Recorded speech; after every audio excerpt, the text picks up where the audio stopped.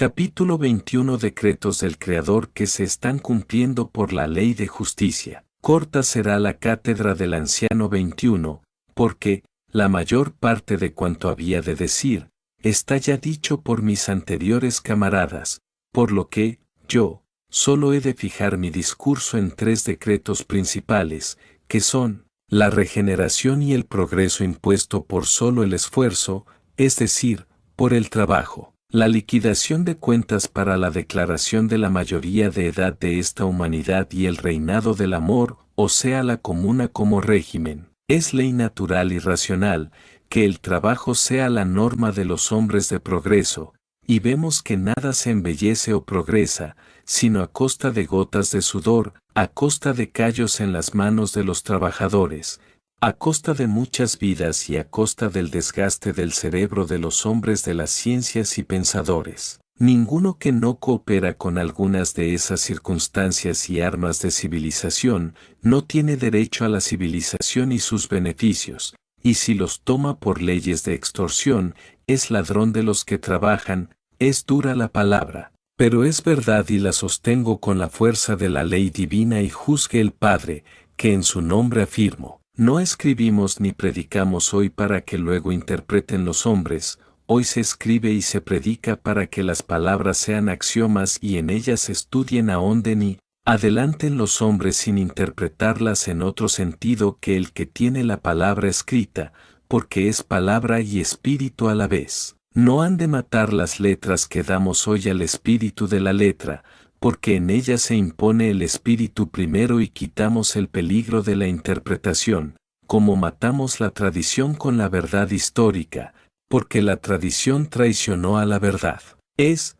pues, necesario, para que el hombre se civilice, que sea hijo del trabajo y que produzca hechos y belleza a la creación, y quien no produce, no puede civilizarse y será fatalmente un detractor, un mistificador, un prevaricador del decreto del trabajo, hecho ley para todos. Que un hombre haya heredado a otro hombre, no le excluye de la obligación de trabajar, y tiene más que trabajar y tiene más que producir, cuanto más posea y cuanto más consuma, porque la armonía, el equilibrio, consiste en que cada uno dé según lo recibido, sabiendo que tiene que dejar ganancias, depósitos, que es el interés que cobra la creación. Nada se da de balde y gratuito, ni aun la vida corporal, porque tiene el espíritu que crearse a su gusto los cuerpos que ha de usar como instrumento en sus tareas de creador de formas, con las que tiene el deber de demostrar la vida del creador increado,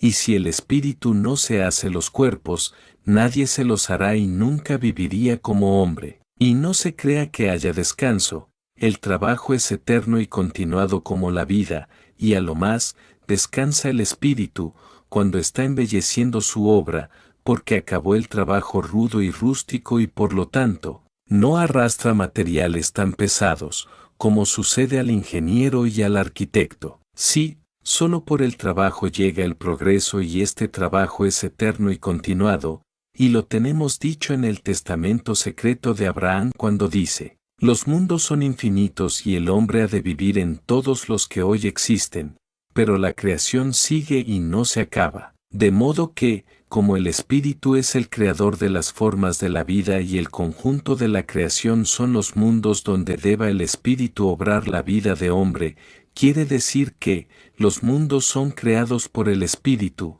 y esto es eternamente y esto es trabajo eterno y continuado, y por este solo llega el progreso. Y de éste la civilización siempre ascendente y siempre perfectible hasta el infinito. Mas he aquí que vemos en cada humanidad, trabajadores y parásitos, ahorrativos y pródigos, hombres de virtud y hombres libertinos, unos que van por el camino del bien y otros que se empeñan en persistir en el mal. Unos que toman la carne y la materia en la justa medida y como base del progreso y otros que condenan la carne y la materia y sin embargo, de ella hacen su Dios, haciéndolo abstracto, vengativo, lleno de iras y devorador de sus criaturas. De estas dos tendencias, una debe ser falsa y la otra verdadera, y es natural que los hombres de cada tendencia sostengan lo que creen bueno y se originen luchas y nazcan las guerras, pero que jamás las declararon, ni las prepararon los trabajadores, pero que, estando a la defensiva, les toman las armas a los parásitos y con ellas mismas los vencen. Los trabajadores, los regeneradores, mientras fueron minoría, sufrieron todos los horrores de la esclavitud impuesta por los tres parásitos, pero en su fe por sus obras, el número fue creciendo del uno solitario al máximo de la ley, o sea a la mayoría absoluta y, entonces proclaman por ley el trabajo y la comuna como régimen, y no lo hacen con exabruptos, sino que, pianito, va introduciendo artículo por artículo el principio, liberalizando costumbres y derechos en continua reclamación de mayor bienestar y protestando de la guerra y sus consecuencias, y cuando ha sido expuesto y publicado el programa, al ver que la minoría prepara una irrupción, la mayoría reclama del autor de la vida, de su Padre, el cumplimiento de sus promesas de una nueva Jerusalén, de un nuevo pueblo descendido de Sión, para lo cual es necesario una liquidación y el pueblo espera la orden de defensa de sus derechos y al recibirla se declara en asamblea protegido por la justicia y acuerda la expulsión de los morosos y de los parásitos, los que, al saber su desalojo, tratan de arrastrar en su caída todo el edificio social. En esto, ellos mismas no ven que no hacen más que cumplir un decreto y promesa hecha por el Padre a sus enviados, en Isaías, diciendo, y todo lo que te estorbe será quitado. Y la justicia triunfa, porque en el mismo sitio dijo, tus pleitos yo los defenderé. La iniquidad no puede prevalecer sobre la virtud, como tampoco pueden faltar, ni pasar las palabras y promesas, del Creador. Porque pasarán los cielos y la tierra, pero no pasarán mis palabras, dijo, por el profeta, y nadie hay que podrá resistir a su juicio inexorable. Mas la vida, los hombres la han entendido solo en los cuerpos, pero no han querido saber que el hombre no es hombre en verdad hasta que es mayor, y que solo es mayor, cuando sabe, comprende y reconoce su Trinidad de cuerpo, alma y espíritu y que solo el espíritu es la vida y el responsable de todos los actos de la vida y el cuerpo y el alma no pueden ser responsables de nada, como no habrá ninguno tan insensato que culpe a su traje de su fealdad y jorobas, y a la herramienta, de la imperfección, de sus obras. El jorobado y el feo, por más que se esfuerce el artista en el traje y adornos, las jorobas se verán y la fealdad saldrá a la superficie, como el aceite sobre el agua, el disimulo, solo será hipocresía. Pues bien, constituida la mayoría en asamblea de liquidación, sus acuerdos tienen que ser cumplidos en ley de justicia divina para el espíritu, y en ley de justicia divina y humana para los hombres, porque copio hombres, tenemos las dos personalidades, la humana, creada por el Espíritu, y la divina, creada por de autor de la vida. Y es justo que los cuerpos sean vencidos por lo material, puesto que de materia son construidos y a éstas sirven y de éstas se alimentan, y para vencerlos es necesario un escarmiento, o castigo, si así lo entendéis. Y como esto tiene que ser con los adminículos que la materia preparó, después de haber decretado en la asamblea la extirpación de las jorobas y la expulsión de las fealdades y el parasitismo, en fin, la misma justicia invocada por los asambleístas, que es el pueblo, arma su brazo y maneja todos esos adminículos para destruirlos. Y ahí tenéis la causa de esta insólita y última conflagración, no europea, sino mundial y estarnos llegando al momento de oír el grito del ángel que dirá, caída, caída es la Babilonia la grande, la reina de las fornicaciones. Y entonces, todas las manchas y jorobas desaparecerán en un minuto, porque la tierra se habrá renovado, cumpliéndose la promesa de, y aparecerán nuevas tierras, nuevos cielos y nuevo sol, y la paz será sin mácula. Destrozados ves adminículos de guerra y religión, bajo el nuevo sol, no puede haber injusticia y se impone el reinado del espíritu.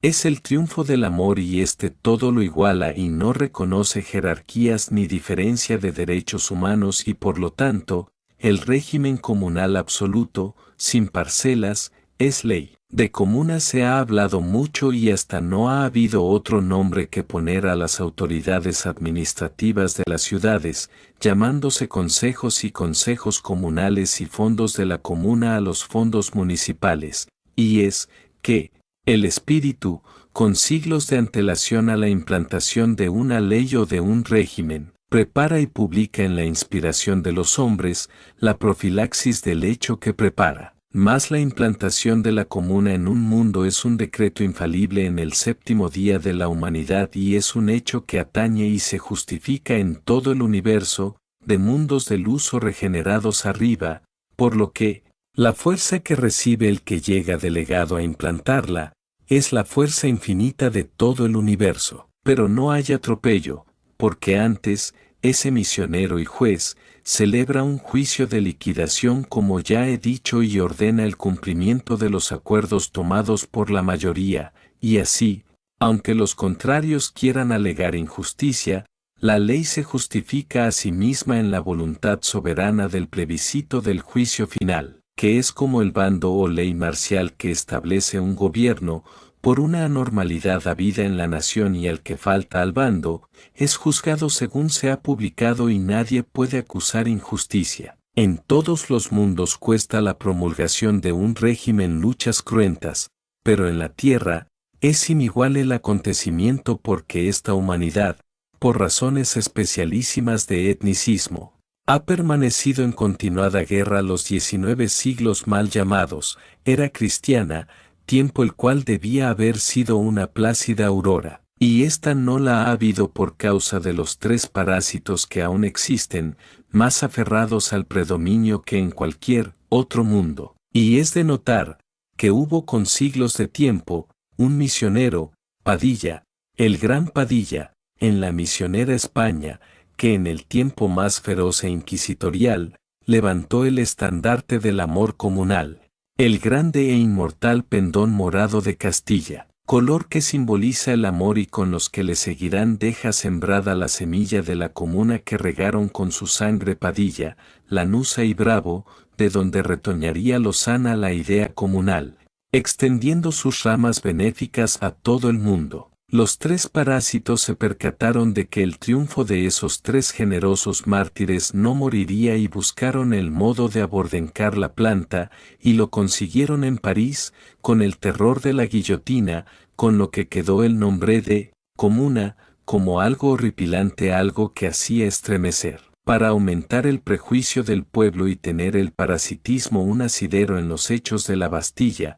para perseguir, decapitar o ajusticiar y expatriar a todo hombre que se identificase en las ideas de igualdad, y es que, el parasitismo solo puede existir en la injusticia, en la religión. Mas a pesar de este terror ideado en la guillotina de París y de las leyes represivas y depresivas que todas las naciones sostienen contra todos los que, llevado por los santos ideales de libertad, igualdad y fraternidad, se asocian en masas colectivas, prevalecen éstas y se solidarizan luego, teniendo en jaque a los gobiernos e imponiendo en muchas ocasiones su voluntad, pero en todo momento protestando de la injusticia, del parasitismo y de la guerra, y es porque, como es un decreto infalible la comuna y los espíritus de progreso están fluidos de su deber, lo inspiran a sus cuerpos, los encarnados, los espíritus a sus afines. Y mueven la protesta y se muestran en la calle en abigarradas manifestaciones y hoy llegamos al fin del principio,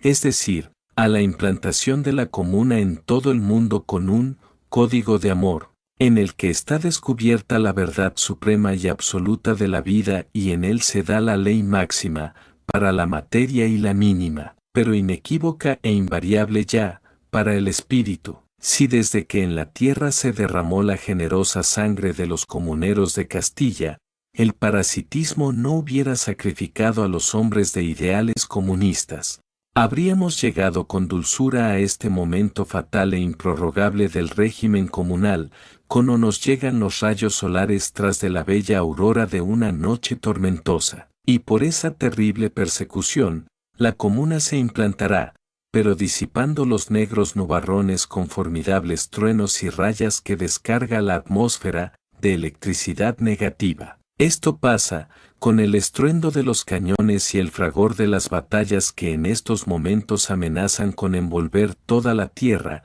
y es ley que sea envuelta en las colosales llamas del incendio, el que ha de consumir cuanto estorba para el cumplimiento del decreto divino, de la solidaridad de la tierra con los mundos de luz, regenerados como ella, por su esfuerzo, porque, los mundos son infinitos y el hombre ha de vivir en todos los que hoy existen, pero la creación sigue y no se acaba, nos ha prometido el Padre en Abraham. Todo cuanto los supremáticos se obstinen en mantener su positivismo, es combustible que ha de consumirse en la presente conflagración, que no puede acabar, en tanto haya una brizna que consumir, lo que les debe servir de escarmiento, porque su lucha es contra la ley del Creador, que al fin triunfa. Solo habrán hecho los obstinados sufrir más y no es culpa de la ley.